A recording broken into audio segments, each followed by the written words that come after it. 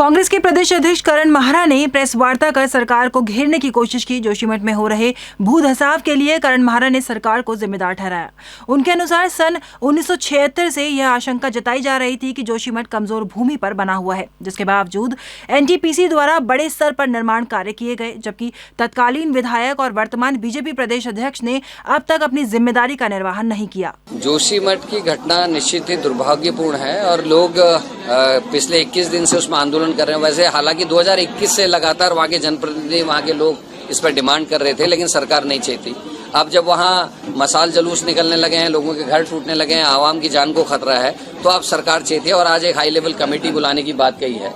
हम उनके road map पे हमारी नजर है, क्या वो करना चाहते हैं, किन लोगों की वो मदद लेना चाहते हैं, किन साइंटिस्टों को वो लेना चाहते हैं, ये जांच का विषय है। और वर्तमान में जो भारतीय जनता पार्टी के अध्यक्ष हैं, जो तात्कालिक विधायक थे 2021 में, उनके द्वारा कोई भी प्रयास अपनी सरकार में नहीं किया गया। ये हमारे लिए बड़ा दुख का विषय है। पूर्व मुख्यमंत्री हरीश रावत गुरुवार की रात को देहरादून के गांधी पार्क में धरने पर बैठ गए। जोशीमठ में भू धसाव को लेकर अब जो स्थिति पैदा हो गई है, उसको लेकर पूर्व सीएम हरीश रावत ने चिंता जाहिर की। हरीश रावत का कहना था कि आज जोशीमठ के लोगों के सामने अस्तित्व का संकट खड़ा हो गया है। आज जोशीमठ के सामने अस्तित्व का संकट है और कितनी राज्य सरकार किस तरीके से उपेक्षा हो रही है, इसका एक सबसे बड़ा प्रमाण है कि दैवीय आपदा सचिव अब आज जो है जोशीमठ खबर लेने पहुंच रहे हैं, जबकि जोशीमठ के सामने अस्तित्व का जो संकट है वो कई दिनों से सारे समाचारों में है, सब जगह जानकारी में है लोगों की।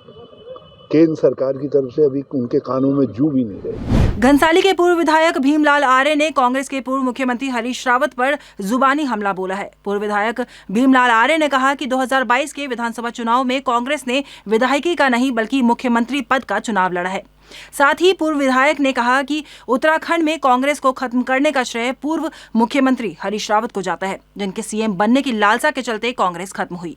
हरीश रावत जी ने भीमलाल के साथ ही नहीं, देश और उत्तराखंड के न जाने कितने लोगों के साथ ऐसा बर्ताव किया है, ऐसा आचरण किया है कि, और इसका उदाहरण मैं आपको बता दूं, जो हरीश रावत जी जिस हरीश रावत जी को भीमलाल आर्य ने राजनीतिक जीवन दिया है।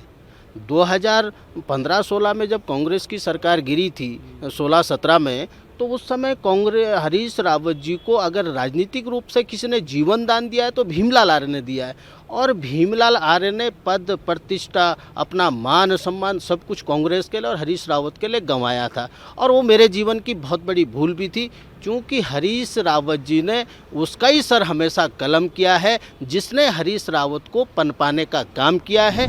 गुरुवार को मुख्यमंत्री पुष्कर सिंह धामी ने खटीमा के पहनिया क्षेत्र में खटीमा, चरकपुर और गदरपुर बाईपास का लोकार्पण किया। इस अवसर पर केंद्रीय सड़क परिवहन मंत्री नितिन गडकरी भी वीडियो कॉन्फ्रेंसिंग के जरिए लोकार्पण कार्यक्रम में सम्मिलित हुए।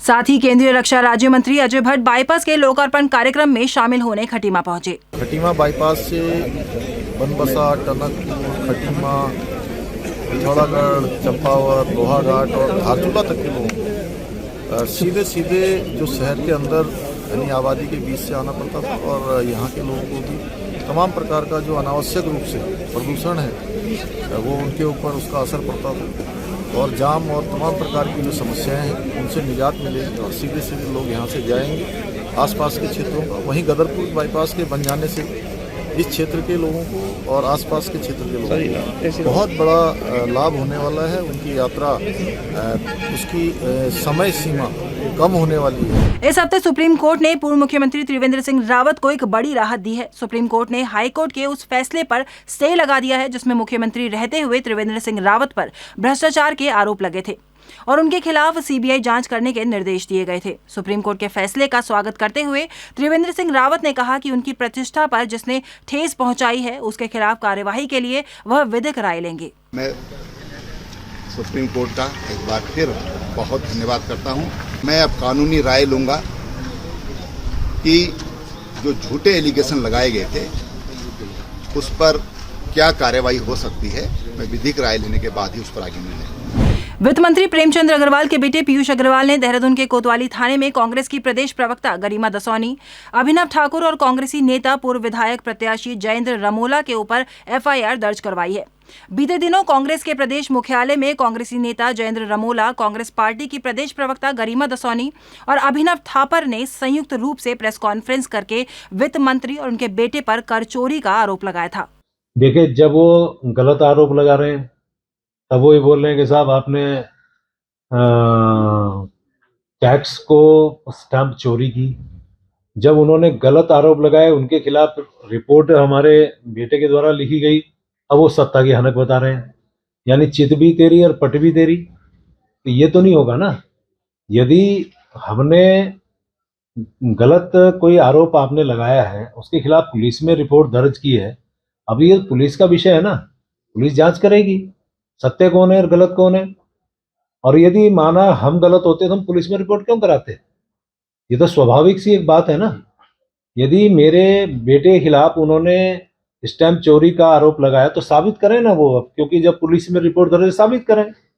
नहीं साबित करेंगे तो फिर आप हमारे खिलाफ कार्रवाई करिए। यही तो है दमनकारी सरकार का चेहरा, इनका बदरंग चेहरा जिसको कहते हैं। हमने जो भी प्रेस कॉन्फ्रेंस करी, पुष्ट खबरों पर करी, हमने दस्तावेज रखे, हमने साक्ष्य और सबूत रखे। हिम्मत है तो उनको नकारिए ना, हम पर मुकदमा करने से क्या होगा। और मुकदमा आपने कर दिया, अच्छा हुआ, नहीं तो हम कोर्ट जाते। और दूध का दूध, पानी का पानी तो होना ही चाहिए। उत्तराखंड की भूमि किसी की बपौती नहीं है कि प्रेमचंद अग्रवाल अपने पद का और रसूख का गलत इस्तेमाल करेंगे, सत्ता का दुरुपयोग करेंगे, लोगों को डराने धमकाने का काम करेंगे, विपक्ष की आवाज को दबाने का काम करेंगे और इस तरह से धांधली करेंगे। गुरुवार की रात को रुद्रपुर में एक मकान में अचानक खाना बनाते वक्त रसोई गैस सिलेंडर फट गया, जिससे 2 मंजिला मकान उड़ गया और उसमें आधे दर्जन लोग घायल हो गए। 2 लोग सिलेंडर फटने से घायल हुए तो 4 लोग मलबे में दबकर घायल हुए। सूचना मिलने पर आनन फानन में घायलों को जिला अस्पताल पहुंचाया गया, जहां उनका उपचार शुरू हुआ। घायलों में 2 लोगों की हालत नाजुक बताई जा रही है। हरिद्वार सांसद रमेश पोखरियाल निशंक ने NHAI के अधिकारियों को फटकार लगाते हुए हाईवे के गड्ढे भरने के निर्देश दिए। डामकोठी में बीजेपी नेताओं से मुलाकात करते हुए निशंक ने फोन पर अधिकारियों से बात की और गड्ढों को चिन्हित कर 2 दिनों के भीतर भरने के निर्देश दिए। जितने भी इस ढंग की चीज़ें, क्योंकि भविष्य में वो ऐसी दुर्घटनाओं को जन्म न दें, इसलिए जो भी हैं, एक बार नितिन गडकरी जी ने पहले भी निर्देश दिया था कि इस तरीके के स्थान चिन्हित किए जाएं। अभी भी उस पर जांच हो रही है, जांच चल रही है और मैं समझता हूं कि ऐसे स्थानों को निश्चित रूप में सुधार की ज़रूरत है। उत्तराखंड विद्यालय शिक्षा परिषद ने वर्ष 2023 के हाई स्कूल और इंटरमीडिएट की बोर्ड परीक्षा की तिथि घोषित कर दी है। बोर्ड की परीक्षा 16 मार्च से 6 अप्रैल तक संचालित की जाएगी। इस साल इंटरमीडिएट में 1,32,110 परीक्षार्थी, जबकि हाई स्कूल में 1,27,320 परीक्षार्थी पंजीकृत है। उत्तराखंड बोर्ड की जो हाई स्कूल और इंटरमीडिएट की परीक्षाएं हैं, लिखित परीक्षाएं 16 मार्च से प्रारंभ होंगी और 6 अप्रैल को समाप्त होंगी और बोर्ड परीक्षा फल हाई स्कूल और इंटरमीडिएट का वो लास्ट वीक ऑफ मई, यानी कि मई के अंतिम सप्ताह में हम घोषित कर देंगे। बुधवार को क्रिकेटर ऋषभ पंत को लिगामेंट के इलाज के लिए देहरादून मैक्स अस्पताल से मुंबई के लिए एयरलिफ्ट किया गया। BCCI के निर्देश के बाद उन्हें मुंबई ले जाया गया। अब मुंबई के कोकिलाबेन धीरूभाई अंबानी अस्पताल में उनका आगे का इलाज किया जा रहा है। गुरुवार को जैसे ही हल्द्वानी में रेलवे के अतिक्रमण मामले में सुप्रीम कोर्ट से स्टे मिलने की खबर बनभुलपुरा पहुंची तो सुबह से दुआएं कर रहे लोगों में खुशी की लहर दौड़ पड़ी।